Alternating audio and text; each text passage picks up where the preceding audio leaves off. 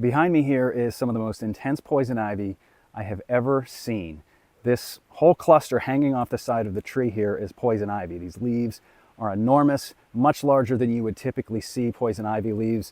A lot of times when they're growing on the ground, they're a quarter of this size. These are very mature. They've probably been growing here for decades undisturbed. And they start at the bottom of the tree. You can see right between these two trees, right there is the mother cluster, and then it comes up, crawls up the tree using this vine.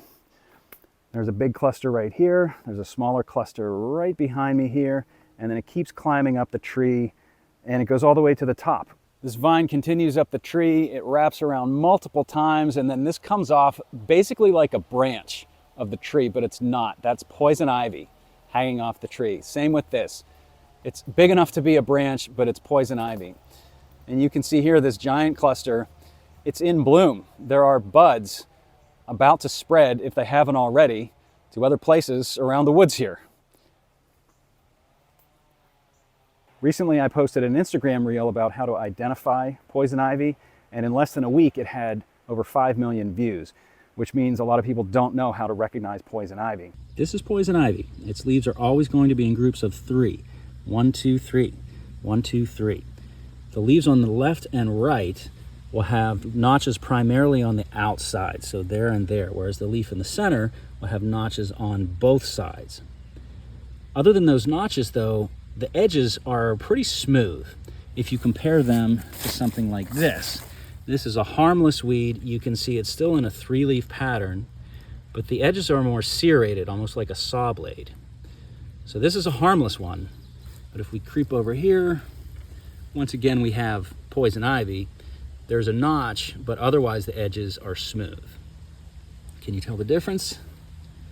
Serrated edge, smooth with a notch. Here's another one that's a good stand-in for poison ivy. This is also harmless, notches on the edges, but you can see that's 5 leaves. So we're safe here. So here's our original poison ivy. You can see it's grouped in with a lot of other harmless weeds. And if I keep panning, you can see, oh, there's some more. Not harmless, very itchy. These have been chewed up a little bit by the bugs, but you can see there's still a distinct 3-leaf pattern with notches on both sides of the center leaf and then the outside edges of the left and right leaf. Here's a baby poison ivy leaf. You can see the pattern again. Here's the vine. What I'm gonna do is just kind of take a chunk out of it and then let it drink some poison.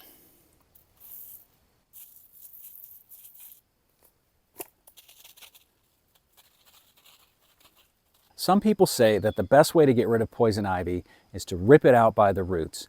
And in most scenarios, I completely disagree. Because unless you're working in a flower bed or a concentrated area where all the poison ivy is kind of contained and you're trying to protect the surrounding vegetation or plants, it's going to put you in closer contact with a poisonous plant than you need to be. Keep your distance, as much distance as possible. There's a couple reasons for that. Number one, poison ivy is essentially a vine. It can grow along the ground, it can grow up a tree. In either case, it can travel long distances. It can pop up several feet away, sometimes 10 or 20 feet away from wherever the grove started, and it can be hiding among other plants. It's best just not to get in there, even if you're wearing safety gloves, safety goggles, protective sleeves, even if you're using a hoe or a rake or a shovel or some kind of tool like this, the oil from the poison ivy is still getting on that tool, and then it could be transferred to who knows where. You're going to be putting this thing down and picking it up multiple times. You're going to be moving around in the area where you've just chopped up a bunch of poison ivy. It could get on your boots. There's just so much opportunity for that oil to transfer. Most rake and shovel handles are no more than 6 feet tall. This one's only 4.5 feet tall. If you do the math and solve for the hypotenuse when you're standing, you're still closer than that 4 to 6 foot handle. You're only going to be about 2 or 3 feet away from it, and you could literally be walking on it without even knowing. The vines, or the roots, whatever you want to call them, they're very small and hard to detect. I've often got poison ivy that is 6 feet deep, or it's in layers that are so far back that in order to get to it, even with a telephone pole, I would have to be walking through some of the stuff that's right underfoot. Another problem with ripping poison ivy out by the roots is even if you can do it safely, now you've got a pile of poisonous vegetation. What are you going to do with it? Are you just going to leave it there to dry up on its own, or are you going to try to dispose of it somehow? You can't burn it. That's the worst thing you can do. Burning poison ivy doesn't destroy the oil. It just heats it up and makes it airborne, where it can cause a lot more problems. You can't put it in one of these and set it out on the curb. That's not safe for the sanitation workers. I have a separate video where I review a bunch of different poison ivy killing sprays, which I will link here, but I'll also cut to the chase for you and tell you that the one I prefer is this. It will basically kill everything. If you're spraying poison ivy in an area where you don't want to kill everything, then I recommend Weed Clear by Ortho. I've used that on my lawn. I've used it around other plants that I don't want to die. It does a pretty good job. It just takes longer to work. This will usually work within 1 to 2 weeks. Of course, whenever you're using a spray, you also want chemical safe gloves. You want safety glasses, preferably goggles that provide wraparound eye protection. These don't have quite as much protection, on the tops and bottoms. These are more for woodworking that I use in the shop. Another reason I like a spray is because with this, you spray the plant and it takes a little while, but eventually it shrivels, dies, and dries up, and the oil never leaves the plant that originally contained it. You're not hacking into it, breaking open the stems, and allowing that oil to transfer. Even though this is just a hand trigger, I can still spray poison ivy a good 10 to 12 feet away and hit it with a pretty good degree of accuracy. Poison ivy is a broadleaf plant, so it's going to give you a nice target. If you get poison in a concentrated formula, you can put it in one of these pressure sprayers, pump this up and spray easily 10, 15, even 20 feet away, without even having to wear out your hand squeezing the little trigger. The safest spray for you is actually a homemade mixture of water, salt, vinegar, and dish soap, and I have the details on how to do that in this video. But the thing about that is those are all safe ingredients for you to be exposed to if you should happen to come in contact with them. And then finally, there's goats.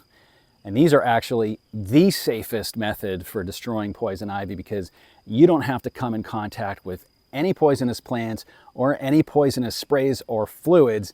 The goats do all the work for you. Of course, you have to live in an area that has goats available for poison ivy removal. You have to book them sometimes months in advance. You have to have a contained area. In other words, you have to have a fence around your property so the goats don't wander off into somebody else's property or go missing, because it takes a week to 2 weeks, depending on how large your property is, for them to do their job. They don't just eat poison ivy nonstop. Also, they're going to eat other stuff besides just poison ivy. And it's expensive. We're talking hundreds, if not thousands of dollars, depending on the size of the area. So, goat's probably not a realistic option for most of us, which is why, again, I recommend the sprays. If you know what you're doing, you're safe, and you're taking all the necessary precautions, it's very effective, and it will keep you out of contact with the poisonous plants. I should also point out that there are a lot of other poisonous plants besides poison ivy that inhabit the same kinds of areas. I don't really have any poison oak or poison sumac on my property that I've identified yet. I have a lot of poison ivy, which is why I'm sharing it with you, because I have a lot of experience dealing with it. I have a lot of Virginia creeper on my property. I am not allergic or affected by Virginia creeper, but some people are. So I hope you can enjoy the outdoors this year, avoid and destroy poison ivy when necessary. Thank you for building with me today. I'll see you on the next project.